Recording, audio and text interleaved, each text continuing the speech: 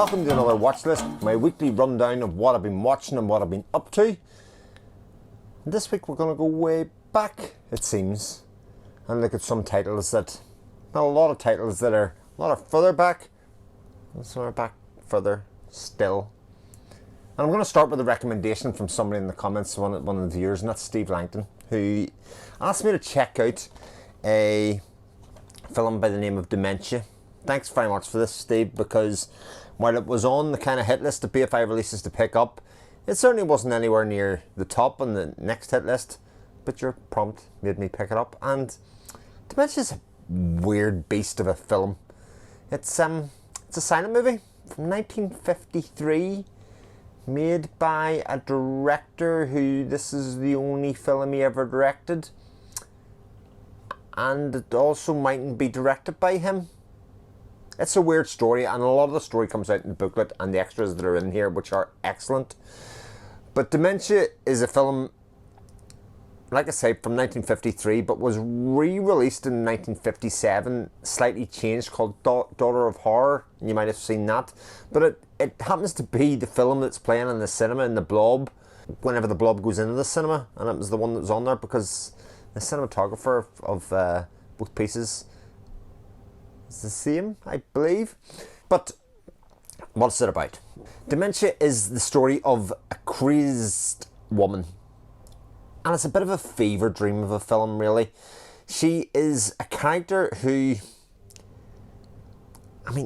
ends up murdering people, or possibly murdering people. You're not quite sure. Like I say, it's all a bit of a fever dream, where these characters come in and out of her life, and how everything that seems to happen to her seems to be a little off centre and a little off key. There's even some like flashback scenes, but when she gets to a graveyard and her mother and her father are there, and it tells the story of what happens with her mother and with her father when she was young, and maybe explains some of what's happening there. And all the while there's all this really strange imagery. Now there's two things that really jumped to my mind when I watched this, and I was both surprised and a bit disappointed that they were both mentioned in the extras. And that is, the first one is that it looked very like a noir film, but even more than a noir film, it looked very like Touch of Evil to me, especially the bit at the start. And lo and behold, the location for Touch of Evil is filmed in Venice, in California as well. And so that one makes complete sense. But the other one that it reminds me a lot of, and this was only touched ever so slightly in one of the extras, is the fact that it reminds me a lot of Carnival of Souls, if anybody's seen the Criterion release of Carnival of Souls, because I get a very similar vibe of this, where you have a female character, things around her seem to be a bit odd and a bit strange, and again it's a bit of a fever dream, and you're not quite sure what's real, what's reality, or whether things are all a bit mixed up. There are a lot of weird and wonderful people, and they all seem to pull faces, so you're kind of left to know what is real. And I thoroughly enjoyed it. It's only 56 minutes long. It has both versions of the film on the release. It has Daughter of Horror on as well. Daughter of Horror adds on this kitschy, I would say, like voiceover track over the top of the silent film. And I think it's probably more in keeping with that kind of B-movie-ish kind of thing that went on. But the bit that strikes me about it, for such an oddity, like a one-off of a film, when you think of all the multitude of films that have been lost to time, how did this survive? How did this make it? Like, I thoroughly enjoyed it. And like I said, it's such a short watch. It's 56 minutes. You can watch it through twice. Canal does the commentary of the second bit. Loads of interesting things as usual, as you'd expect from Cat. They do a little bit on the restoration of the piece as well, of what it looked like before and what it looked like afterwards when they brushed it up. And it's a restoration by the Cohen Film Foundation, but it's a really interesting little curiosity of a film. And I really like it. You know, there's something really, really interesting about Dementia that I don't think you find in a lot of other films. A bit like Carnival of Souls. I always thought Carnival of Souls is one of those films you'd watch and you'd never see another one like it, but here you go. So the second one is from 1956, and this came out a few months ago. It's a Studio Canal release, and it is the release of Yield to the Night. And Neil to the Night is a film starring Dana Dores, as you'll see at the front, and it's a very, interesting setup, because it's again about a female who's committed a horrific murder. Except in this case, it's very, very clear that Dana Dores did it, because she showed very clearly shooting the person at the start of the film. And so the film follows her in prison, as she has been basically set up for capital punishment.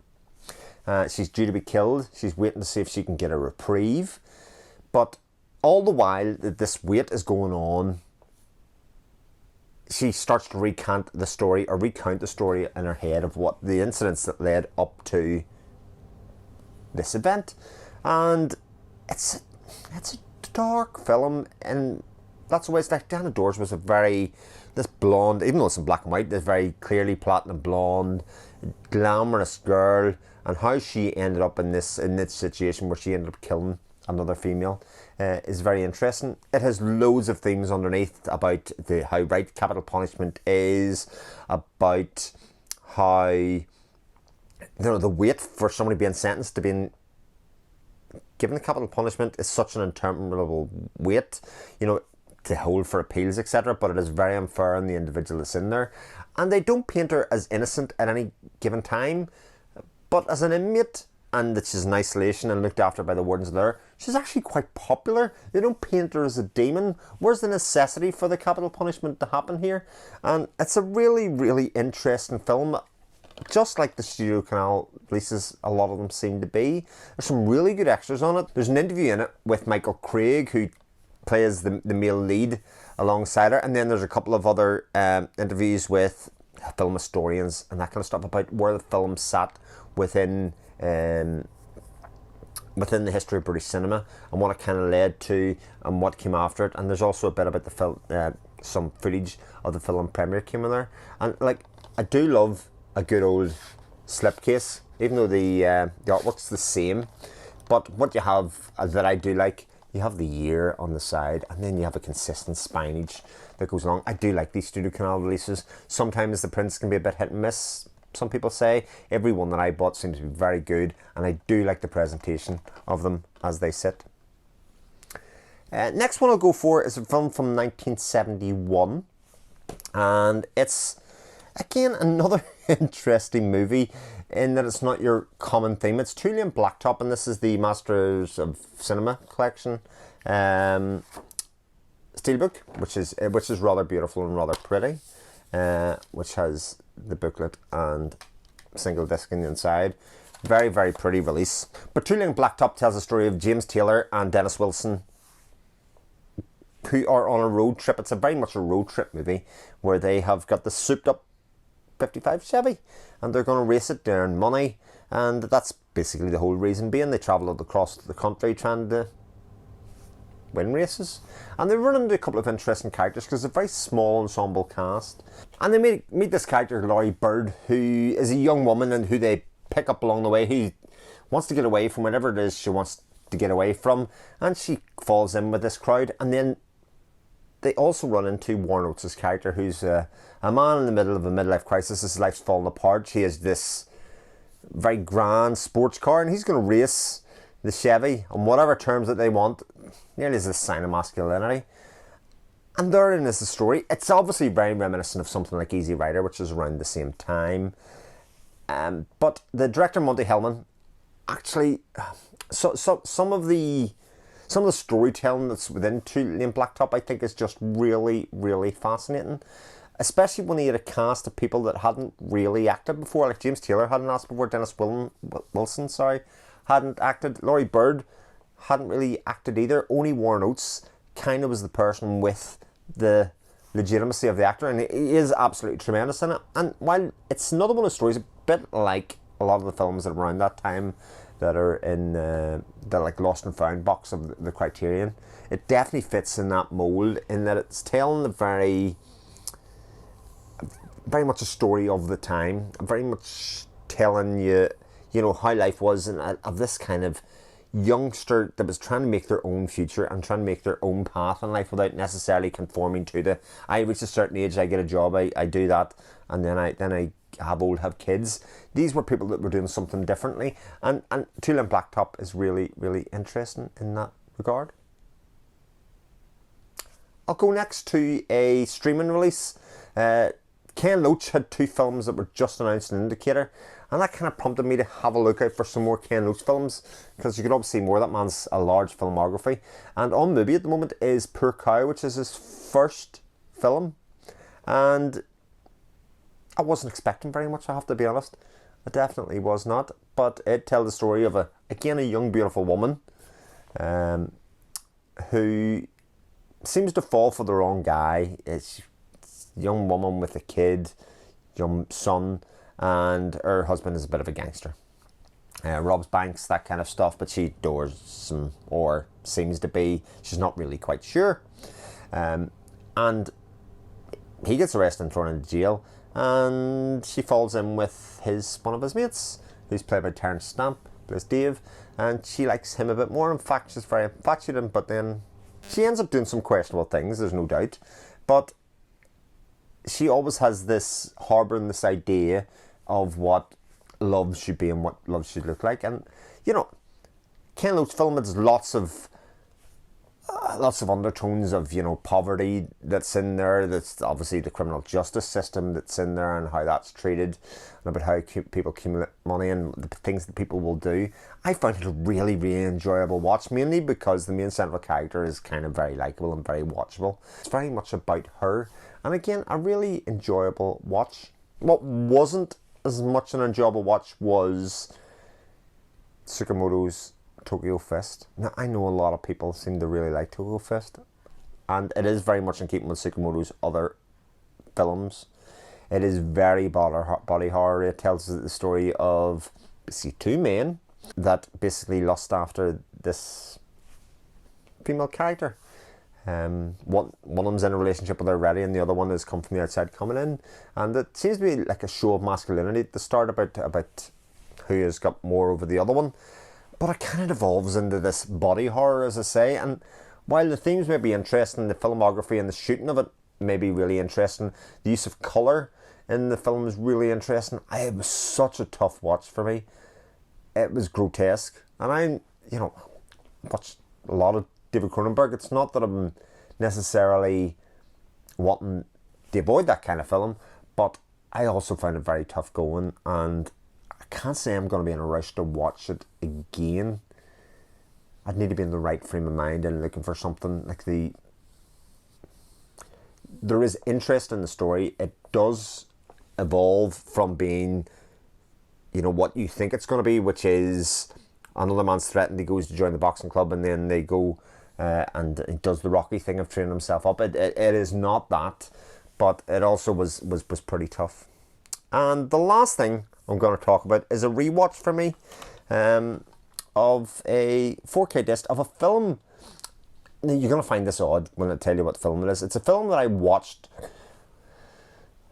shortly after it got a physical release. At the time, I didn't see it in the cinema, and I knew nothing about it. As somebody that didn't watch or doesn't watch trailers very much, I didn't know. And it was a Ridley Scott movie, and I didn't watch the trailers, and I knew nothing about it. Watched it, and I didn't know it was a themed movie at all, and so it kind of caught me off guard about halfway through, and then eventually by the end, oh yeah, it definitely is this. And the film I'm talking about is Prometheus.